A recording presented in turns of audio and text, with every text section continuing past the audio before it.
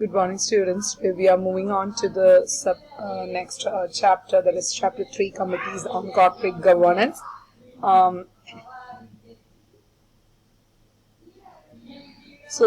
order to improve the corporate governance practices in India as well as all over the world, and in order to ensure high competitiveness of corporates in global standard, in order to achieve the global and universal standard, after following the adoption of policy of liberalization, privatization, and globalization in 1990s, we formed several committees in order to implement the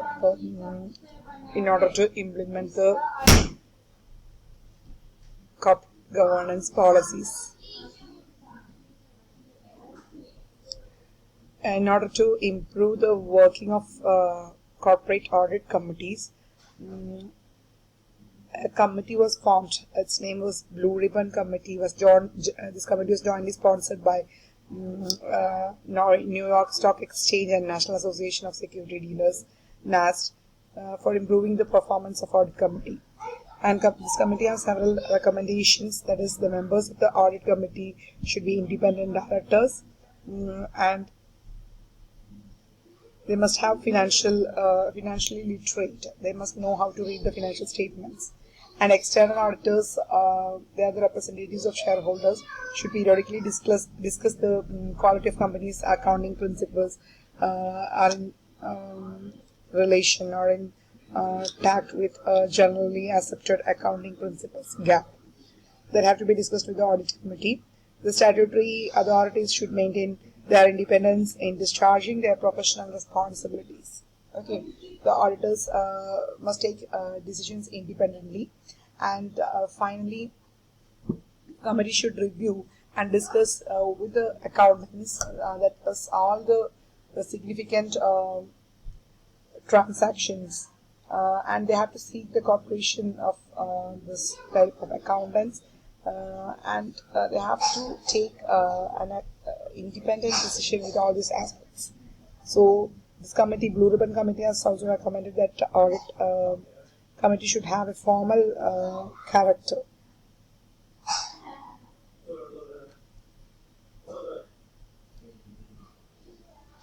Next, we are moving on to the Cadbury Committee.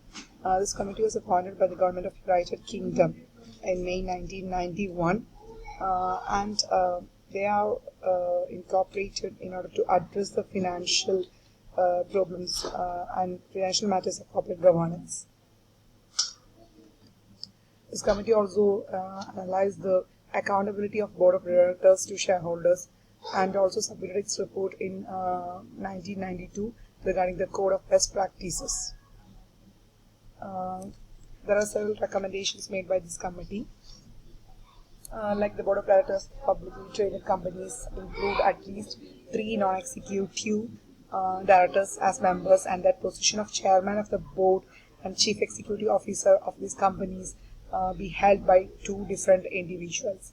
These are some of the recommendations made by the Cadbury Committee.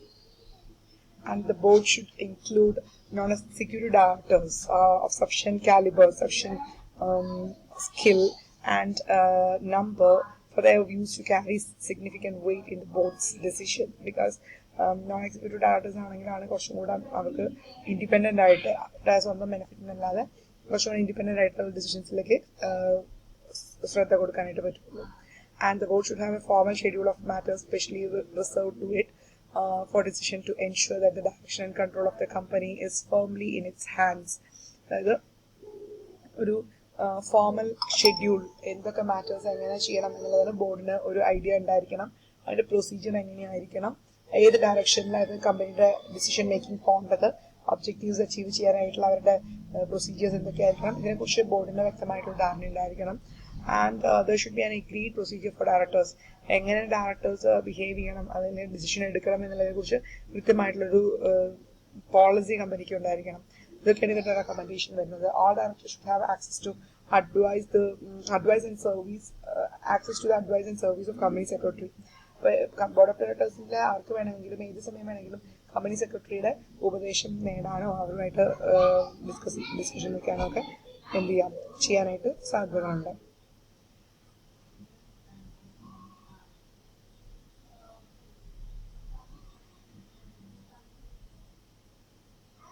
Next is Greenbury committee. Greenbury committee 1995 form ചെയ്യുന്നത്. And during the 1990s, the issue of directors remuneration. അന്ന് 1990s ഈ sitting ഫീസും ഡയറക്ടേഴ്സിൻ്റെ എങ്ങനെ എത്രത്തോളം remuneration കൊടുക്കണം, ഇതൊക്കെ വലിയൊരു പ്രശ്നമായിട്ട് മാറിയിരുന്ന സമയത്ത്, അതിന് കൃത്യമായിട്ടുള്ള റൂൾസ് ആൻഡ് റെഗുലേഷൻസോ പോളിസീസോ ഒന്നും ഇല്ലാതിരിക്കുന്ന സമയത്ത് ആണ് ഇങ്ങനൊരു കമ്മിറ്റി ഫോം ചെയ്യുന്നത്. സ്പെസിഫിക്കലി റെമ്യൂണറേഷൻ്റെ ബേസ് ചെയ്തിട്ടാണ്. In the private industries rising, private industries remuneration വല്ലാണ്ട് കൂടുകയും മറ്റ് segments and the remuneration package forcing to provide the necessary incentives to directors to perform better. ഇവിടെ മറ്റ് ഇൻഡസ്ട്രീസ് സെഗ്മെന്റുകളിൽ റെമ്യൂണറേഷനെ അത് എഫക്ട് ചെയ്തിരുന്നു. ഇതെങ്ങനെ ഈ ഒരു പ്രശ്നം സോൾവ് ചെയ്യാം, ഒരു കോമൺ ആയിട്ടുള്ള റെമ്യൂണറേഷൻ എങ്ങനെ ഫിക്സ് ചെയ്ത് കൊണ്ടുവരാം എന്നൊക്കെ മനസ്സിലാക്കാനും പഠിക്കാനും ഒക്കെ ആയിട്ടാണ് ഗ്രീൻബറി കമ്മിറ്റി 1995 എന്ത് ചെയ്യുന്നത്, നമ്മൾ മീൻസ് ഇംപ്ലിമെന്റ് ചെയ്യുന്നത്. Okay, to identify the good practice by the confederation of British industry, CBI ആണ് അത് കൊണ്ടുവരുന്നത്. ഓക്കെ, ദെൻ ഈ കമ്മിറ്റീസിന്റെ ഫൈൻഡിങ്സ് എന്ന് പറയുന്നത് ഗ്രീൻബറി റിപ്പോർട്ടായിട്ട് അവർ ഡോക്യുമെന്റ് ചെയ്തിട്ടുണ്ട്. മെയിൻ ഇഷ്യൂസ് ആണ് അവർ മെയിനായിട്ട് 4 issues ആണ് അവർ ഡീൽ ചെയ്തിരുന്നത്. ദറ്റ് ഈസ് റെമ്യൂണറേഷൻ കമ്മിറ്റി ഉണ്ടാവണം എന്നുള്ള ഒരു സജഷൻസ് ഉണ്ടായിരുന്നു. In setting the remuneration package, സിഇഒന്റെയും അതർ ഡയറക്ടേഴ്സിന്റെയും ഒക്കെ റെമ്യൂണറേഷൻ ഫിക്സ് ചെയ്യാനായിട്ട് ഒരു റെമ്യൂണറേഷൻ കമ്മിറ്റി വേണം. പിന്നെ ഷെയർ ഹോൾഡേഴ്സിനോട് ഡയറക്ടേഴ്സിന്റെ റെമ്യൂണറേഷൻ ഡിസ്ക്ലോസ് ചെയ്യണം എന്നുള്ളൊരു കണ്ടീഷൻ വെച്ചിട്ടുണ്ടായിരുന്നു.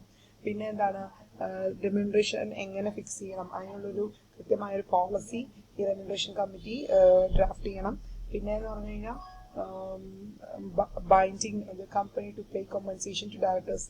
ഇവിടെ എന്താ അൺസാറ്റിസ്ഫാക്ടറി പെർഫോമൻസോ ഡിസ്മിസലോ ഒക്കെ ആയിട്ട് ഡയറക്ടേഴ്സിനെ പുറത്താക്കുന്നുണ്ടെങ്കിൽ അവർക്ക് വ്യക്തമായിട്ടുള്ള ഒരു കോമ്പൻസേഷൻ, അതായത് തൊഴിൽ പോലെ അതിനും ഒരു പോളിസി ഫിക്സ് ചെയ്തിട്ട് അവർക്ക് കോമ്പൻസേഷൻ കൊടുത്തിരിക്കണം. കാഡ്ബറി കമ്മിറ്റിയിൽ പറഞ്ഞ പോലെ തന്നെ എന്താണ്, കൂടുതൽ നോൺ എക്സിക്യൂട്ടീവ് ഡയറക്ടേഴ്സ് ആണ് ഈ എക്സിക്യൂട്ടീവ് ഡയറക്ടേഴ്സിന്റെ റെമ്യൂണറേഷൻ ഫിക്സ് ചെയ്യാനായിട്ടുള്ള ഒരു സാഹചര്യം ഒരുക്കേണ്ടത് എന്ന് തന്നെയാണ് ഗ്രീൻബറി കമ്മിറ്റിയുടെ അഭിപ്രായം. ഓക്കെ, ദെൻ നെക്സ്റ്റ് കിങ്സ് കമ്മിറ്റിയാണ് അടുത്തത്. 1992 കിങ്സ് കമ്മിറ്റി കോൺസ്റ്റിറ്റ്യൂട്ട് ചെയ്യുന്നത് under the chairmanship of professor Mervyn E King. അവരുടെ സ്പെസിഫിക് എയിം എന്ന് പറയുന്നത് researching and making recommendations into corporate governance in South Africa. South ആഫ്രിക്കയിലെ കോർപ്പറേറ്റ് ഗവേണൻസിന്റെ ഇംപ്ലിമെന്റേഷൻ ആയിരുന്നു ഈ കമ്മിറ്റിയുടെ ഉദ്ദേശം. ഫസ്റ്റ് റിപ്പോർട്ട് 1994 കിങ്സ് റിപ്പോർട്ട് വരുന്നത്. അത് അവർ പറഞ്ഞത് ഇത്രയേ ഉള്ളൂ, company is not independent from society. അതുകൊണ്ട് തന്നെ സൊസൈറ്റിയുടെ ഡെവലപ്മെന്റ് അല്ലെങ്കിൽ സൊസൈറ്റിയുടെ ഒരു വെൽബീയിങ് ആയിരിക്കണം, അതിനുവേണ്ടി തന്നെ കോർപ്പറേറ്റ് ഗവേണൻസിന്റെ പ്രിൻസിപ്പിൾ കമ്പനികൾ ഫോളോ ചെയ്യണം എന്നുള്ളൊരു സജഷനാണ് അവർ ഫസ്റ്റ് റിപ്പോർട്ടിൽ കൊടുക്കുന്നത്. ഇനി സെക്കൻഡ് റിപ്പോർട്ടിൽ കിങ്സ് കമ്മിറ്റി സെക്കൻഡ് റിപ്പോർട്ടിൽ 2002 അത് റിലീസ് ചെയ്യുന്നത്. അവിടെ ഫസ്റ്റ് റിപ്പോർട്ടിൽ പറഞ്ഞ പോലെ തന്നെ കൂടുതൽ സൊസൈറ്റിക്ക് അല്ലെങ്കിൽ കോർപ്പറേറ്റ് സിറ്റിസൺഷിപ്പിന് കോർപ്പറേറ്റ് കമ്പനികളൊരു സൊസൈറ്റിയിലെ ഒരു ഇൻഡിവിജ്വൽ അല്ലെങ്കിൽ സിറ്റിസൺ എന്നുള്ള രീതിയിൽ തന്നെ ആയിരിക്കണം പെർഫോം ചെയ്യേണ്ടത്. അപ്പോൾ സൊസൈറ്റിക്ക് വേണ്ടി ഒരു സിറ്റിസൺ എങ്ങനെ നന്നായി പെരുമാറണോ അതുപോലെ തന്നെ കമ്പനികളും പെരുമാറണം. ആൻഡ് താഴെക്കിടയിലുള്ളവരെ പോലും അങ്ങനെ ഒരു എന്താണ് ബോട്ടം ലെവലിലുള്ളവരെ പോലും ആ ഒരു പൊക്കി കൊണ്ടുവരുന്ന രീതിയിൽ അല്ലെങ്കിൽ സമൂഹത്തിന്റെ ഏറ്റവും ലോ ലെവലിലുള്ളവർക്ക് പോലും ഉപകാരപ്രദമാവുന്ന രീതിയിൽ കാര്യങ്ങൾ ചെയ്യണം എന്നുള്ളൊരു ആശയം കൂടെ മുന്നോട്ട് വെച്ചിട്ടുണ്ടായിരുന്നു. ആൻഡ് കിങ്സ് 2 റിപ്പോർട്ട് പ്രകാരമുള്ള പല കാര്യങ്ങളും എന്ത് ചെയ്തിട്ടുണ്ട്, കമ്പനീസ് ആക്ട് 71 ഇംപ്ലിമെന്റ് ചെയ്തിട്ടുണ്ട്. അതോടൊപ്പം തന്നെ എന്ത് ചെയ്തിട്ടുണ്ട്, പല കമ്പനികൾ, അതായത് ജോഹൻസ്ബർഗ് സ്റ്റോക്ക് എക്സ്ചേഞ്ചിൽ ലിസ്റ്റഡ് കമ്പനീസ് ഫോളോ ചെയ്യേണ്ട ചില മാൻഡേറ്റ്സും സ്റ്റാറ്റ്യൂട്ട്സുമായിട്ട് കിങ്സ് 2 റിപ്പോർട്ട്സിൽ റെക്കമെൻഡേഷൻസ് അവർ സ്റ്റേറ്റ് ചെയ്തിട്ടുണ്ടായിരുന്നു ആ കാലഘട്ടത്തിൽ. അടുത്തത് കിങ്സ് 3 റിപ്പോർട്ട്സ് ആണ്. ഇത് 2009 ഇത് പബ്ലിഷ് ചെയ്യുന്നത്. അത് ഇംപ്ലിമെന്റ് ചെയ്യുന്നത് 2010 മാർച്ചിലുമാണ്.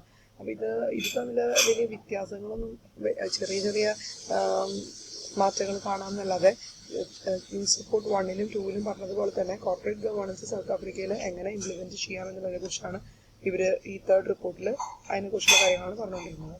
ആൻഡ് ഗുഡ് ഗവേണൻസ് പ്രാക്ടീസ് ചെയ്യുക എന്നുള്ളത് തന്നെയാണ് അത് നിയമം പോലെ തന്നെ, അതായത് not separate from law. Governance എന്ന് പറയുന്നത് എങ്ങനെ നിയമം കമ്പനികൾ പാലിക്കുന്നു അതുപോലെ തന്നെ കോർപ്പറേറ്റ് ഗവേണൻസ് പ്രിൻസിപ്പിൾസും കമ്പനീസ് പാലിക്കണം എന്നുള്ളതാണ് അവർ സജസ്റ്റ് ചെയ്യുന്നത്.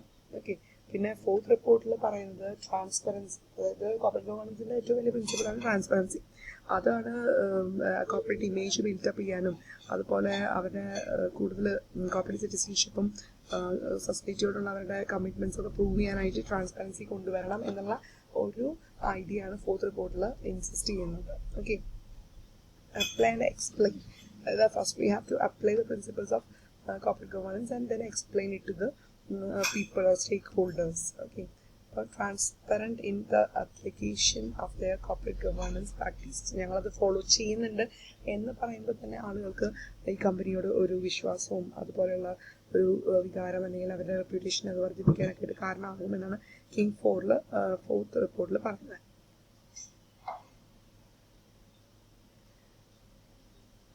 So the main features of the report are given below. എന്തൊക്കെയാണ് കിങ്സ് റിപ്പോർട്ടിൻ്റെ മേജർ ആയിട്ടുള്ള ഫീച്ചേഴ്സ് എന്ന് പറയുന്നത്? അതായത് വോളണ്ടറി പ്രിൻസിപ്പിൾസ് സെറ്റ് ചെയ്യുക, അതായത് കമ്പനിക്ക് ഇഷ്ടമുള്ള പ്രിൻസിപ്പിൾസ് ഒക്കെ വയ്ക്കാം, പക്ഷേ കോർപ്പറേറ്റ് ഗവേണൻസിന് സപ്പോർട്ട് ചെയ്യുന്ന രീതിയിലുള്ളത് ആയാൽ നല്ലതെന്നുള്ള രീതിയിൽ അവർ പറഞ്ഞിട്ടുണ്ട്. പിന്നെ എന്താണ് എങ്ങനെ, അതായത് ഫോം ഓഫ് ഇൻകോർപ്പറേഷൻ, അത് 1% കമ്പനി ആയാലും പാർട്ണർഷിപ്പ് അല്ലെങ്കിൽ ജോയിന്റ് സ്റ്റോക്ക് എങ്ങനെയാണോ അതിൽ എല്ലാം ഇത് അപ്ലിക്കബിൾ ആണ്. പിന്നെ എന്താണ് റിസൾട്ട്സിനെ ബേസ് ചെയ്തിട്ടാണ് കൂടുതലായിട്ട്, അതായത് നമ്മൾ ഉദ്ദേശിക്കുന്ന രീതിയിൽ ഔട്ട്കംസ് പ്രൊഡ്യൂസ് ചെയ്ത് നമ്മുടെ മാർക്കറ്റ് ഷെയർ കൂട്ടണം, ടേൺ ഓവർ കൂട്ടണം എന്നൊക്കെ ആണെങ്കിൽ ആ രീതിയിൽ ഫോക്കസ് ചെയ്തിട്ടാണ്, ആ രീതിയിലേക്ക് ഫോക്കസ് ചെയ്തിട്ടാണ്, ലോങ് ടേമിലേക്ക് ഫോക്കസ് ചെയ്തിട്ടാണ് കാര്യങ്ങൾ റെക്കമെൻഡ് ചെയ്തിട്ടുള്ളത്. And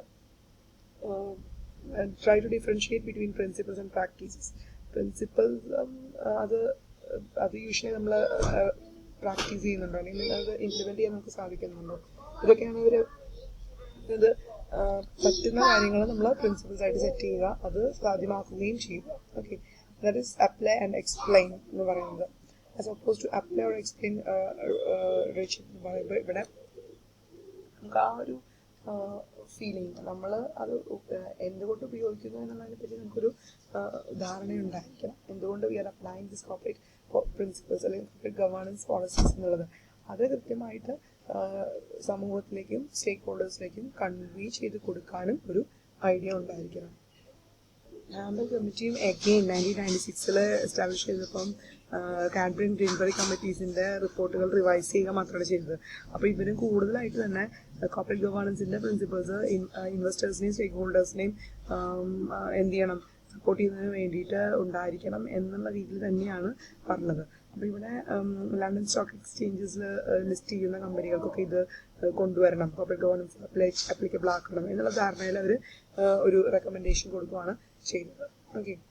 then good governance apply ചെയ്യാനും അതിനുള്ള ഗൈഡ് ലൈൻസും ഇവരുടെ കമ്മിറ്റി റിപ്പോർട്ടിൽ അവർ സജസ്റ്റ് ചെയ്തിട്ടുണ്ടായിരുന്നു.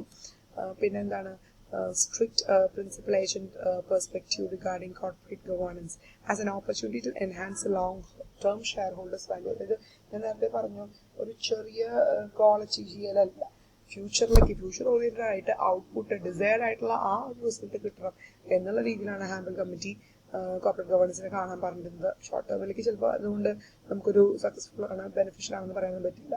The committee developed further the Cadbury report and it made the following recommendations. എന്താണ് കാഡ്ബറി റിപ്പോർട്ട് തന്നെ ഒന്നുകൂടെ എലാബറേറ്റ് ചെയ്യുകയായിരുന്നു.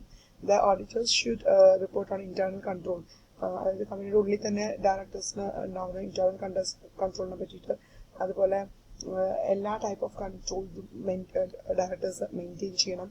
Then company should have time to time review, internal audit function ഉണ്ടായിരിക്കണം, time to review progress review ചെയ്തിട്ടുണ്ടായിരിക്കണം. ഇതൊക്കെയാണ് എന്ത് നമ്മുടെ committee, അതായത് ഹാമ്പൽ കമ്മിറ്റിയുടെ റിപ്പോർട്ട്സ്. കാഡ്ബറി ആൻഡ് ഗ്രീൻബറി കമ്മിറ്റിയിലെ കാര്യങ്ങൾ കമ്പൈൻ ചെയ്തുകൊണ്ട് 1998 ഒരു കോഡ് സ്റ്റിപ്പുലേറ്റ് ചെയ്യായിരുന്നു. അതിൽ പറഞ്ഞിട്ടുണ്ടായിരുന്നത് ഇതാണ്: ഷെയർ ഹോൾഡേഴ്സിൻ്റെയും ഇൻട്രസ്റ്റ് പ്രൊട്ടക്ട് ചെയ്യുക, ഇൻവെസ്റ്റ്മെന്റ് പ്രൊട്ടക്ട് ചെയ്യുക, കമ്പനിയുടെ അസറ്റ്സ് കീപ്പ് ചെയ്യുക. ഇതായിരിക്കണം ഒരു ഫാക്ടർ. അതോടൊപ്പം തന്നെ മറ്റൊന്ന് പറയുന്നത് പല ഫെയിലിയേഴ്സിനും കാരണമായിട്ടുള്ളത് എഫക്റ്റീവ് റിസ്ക് മാനേജ്മെന്റ് ഇല്ലാത്തതാണ്. അപ്പോൾ റിസ്ക് മാനേജ്മെന്റ് ഇംപ്ലിമെന്റ് ചെയ്യുക എന്നുള്ളതും കമ്മിറ്റിയുടെ ഒരു റിപ്പോർട്ടായി